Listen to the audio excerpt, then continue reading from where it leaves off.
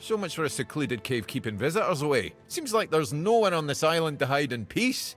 Ah well, since you're here, I have an important question. Do you have any food? I promise to answer all of your questions, no matter how annoying or asinine they might be. But first, do you have any food? Oh dear. Yes, food. That stuff you put in your mouth to make sure your body doesn't wither and die, you know? Fish, meat, vegetables, bread. Oh, some bread would be especially nice. But I'll take anything, really.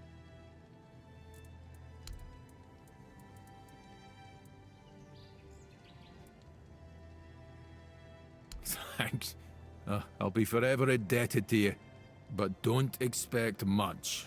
The only payment I can offer you is seashells, or, you know, access to an infinite well of ancient druidic wisdom. I'd rather you choose wisdom. I threw out my collection of seashells a few days ago after I stepped on them with my bare feet. Much better. Time for a nap. Oh, except you're still here. Oh no, don't tell me you still have questions. Do you now? Oh, I'm intrigued. Go on. What appears to be the problem? And I gather it was supposed to happen? Oh, don't worry, I'm not judging. What you do in your spare time is between you and your conscience. Anyway, please continue.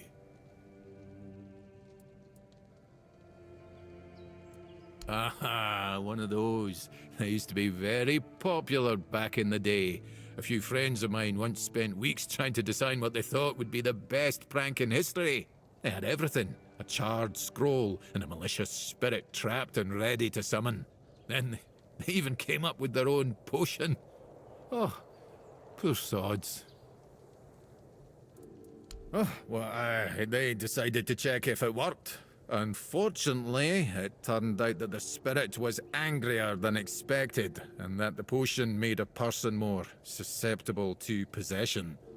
To this day, I'm glad I was too busy to end up disemboweled on the forest floor.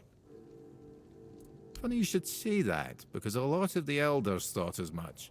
Doing pranks like that was usually heavily discouraged, which was probably one of the reasons why they became so popular. God's damned southern druids. I dread to think what they were doing in that place. Don't worry, it's probably nothing a good cleansing can't fix.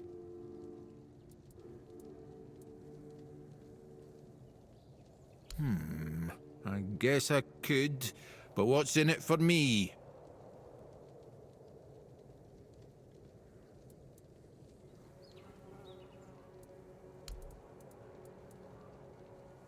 Now you're talking. Right. If you don't mind, I'll take my payment up front. Splendid. Meet me at the Cromlech. I will need your assistance with the ritual.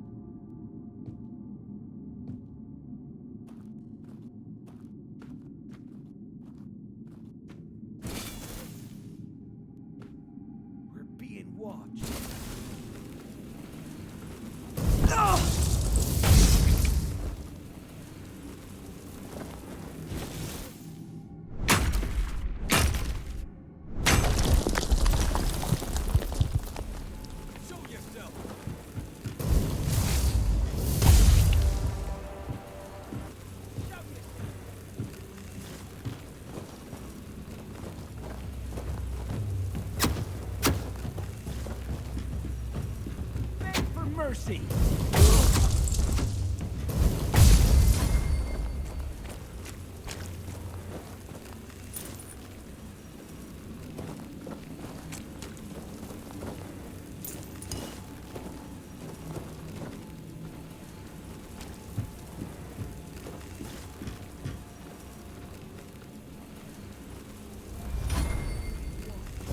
Stay sharp.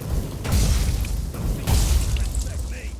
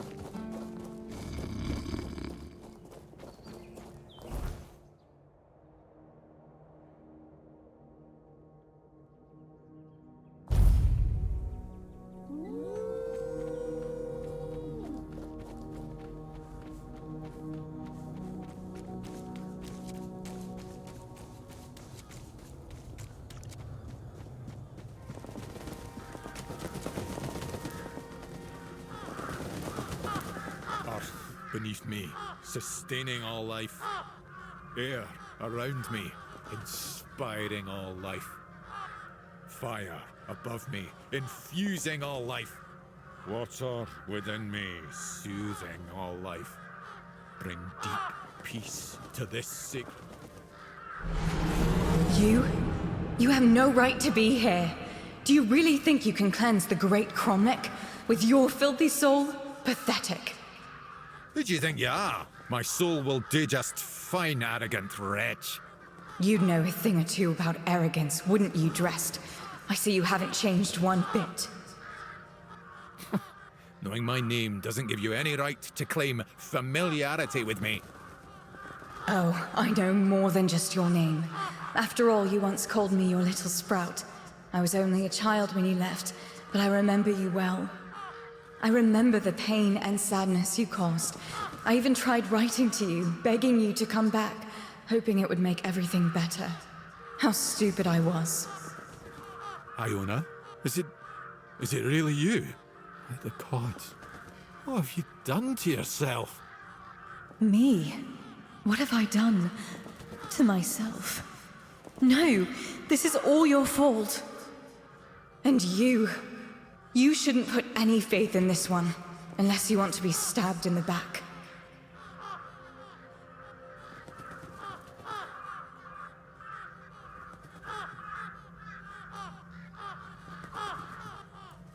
It's just what he does.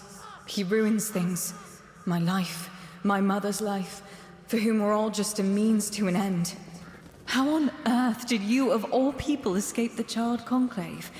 Why did it have to be you, you worthless traitor?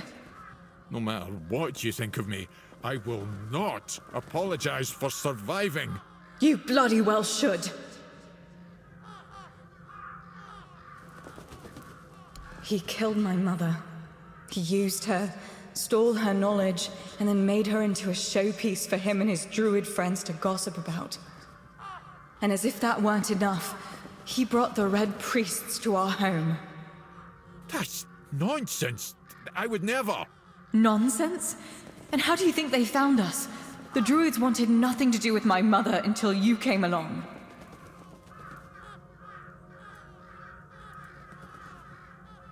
She was a Bandrui, one of the few women in history who completed the druidic rite of passage. But instead of being celebrated, she was vilified. The other druids detested her for merely existing. She led a very lonely life, until Drast came along. He was the first one to approach her as a fellow druid, curious about her achievements. Except that was also a damn lie. It wasn't. I swear it wasn't. I just wanted to meet her. Shut up! Stop lying!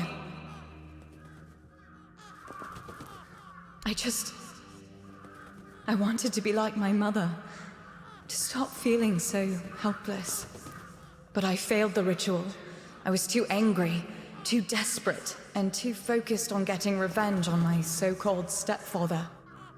It quickly overwhelmed me. I ended up like this. Foolish girl. Your mother was exceptional. Just because you're her daughter doesn't mean you could succeed. If only you were there so I could ask you. But you weren't, because you left us. What difference does it make? My mother was special, and he was a nobody. The bastard pretended to love her, and then just left, discarded us both like we meant nothing. Mother was heartbroken, even more so when she found out that her beloved made a name for himself at her expense. When the Red Priests came, she didn't even put up a fight. Sadly, it does, but there's a different way to do it. I managed to salvage some of my mother's work about the rite of passage. She believed that a failed ritual could be completed with a human sacrifice. A life for a life. Don't do this, Iona. It will ruin you. Please, you can't let her. There must be something else that can be done. Oh, you care now. Pathetic. You can stop pretending, Dressed. We both know it's not me you're worried about.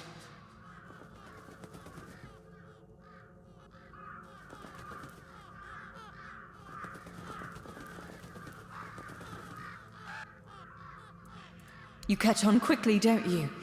Yes, I want justice for me, and for my mother. I want him to pay for his crimes. His measly life for mine. The life that he put in danger in the first place.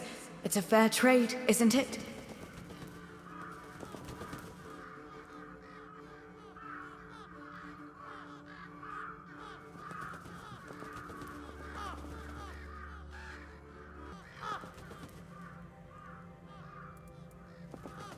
Fine. Then I'll do it myself. I need these stones drenched with blood. His or yours, it makes no difference. I will be free again.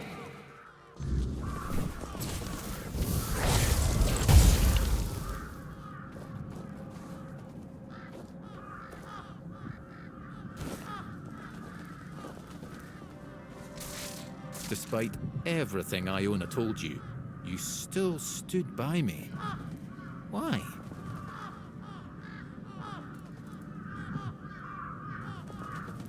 Most of it, yes.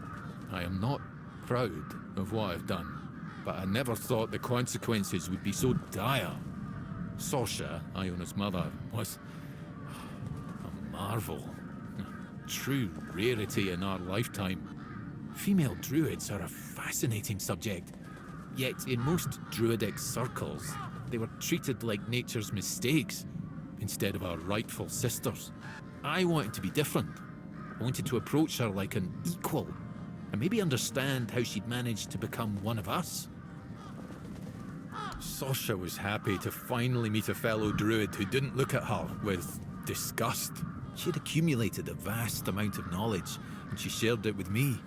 Delighted to have someone to discuss things with. We grew close, became lovers. I even tried to be something of a father figure for Iona, although I always felt like she never fully trusted me. Clever girl, my little sprout. Because I realised I was growing complacent. A family, a house, a wee garden. That wasn't what I was meant for. I was supposed to be pursuing knowledge and proving to everyone how wrong they were about everything. But I couldn't face Sorsha and admit to it all. So I just left. As for what happened afterwards, I just wanted to share my discoveries with the others. But somehow it made Sorsha even less of a person in their eyes. No, I didn't. After the charred conclave, the world became a terrifying place. All I cared about was my own survival. I didn't even spare a thought for Sorsha and Iona. I don't want to talk about it anymore, please. A dryad. A phenomenon that occurs when a female candidate doesn't complete the rite of passage. As you saw, they are extremely powerful. Yet, they are cursed to remain more or less tied to the site of the ritual. I can't help but wonder if the solution Iona discovered would have worked as she claimed. It was not ideal, obviously, but it would still have been a breakthrough.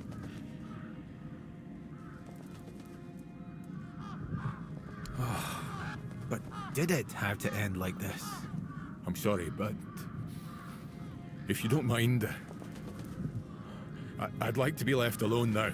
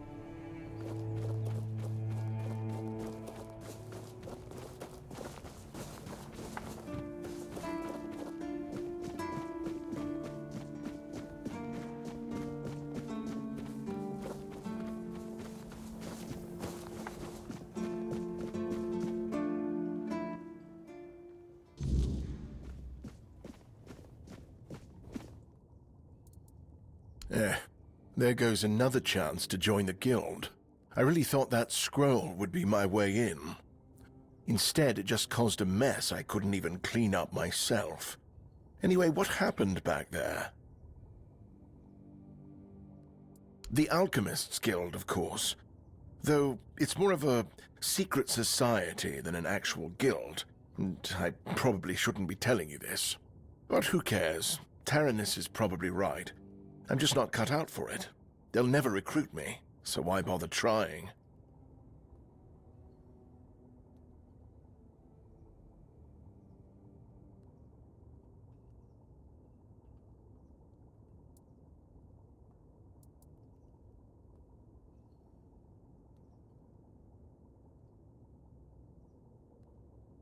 Wait, you're telling me that you killed the legendary wraith he was so desperate to hunt down to prove his worth? Ha! And who's unfit for the guild now, Taranis? I apologize, that was uncalled for. As a healer, I shouldn't laugh at the misfortune of others. But I am only human. Congratulations, by the way. Whether you accepted it or not, it's an honor. One I'm only a tiny bit jealous of.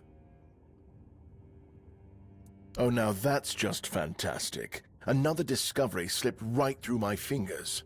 I guess I'm doomed to stay here, curing hangovers for the rest of my days. Maybe I'll finally be able to unwind a little.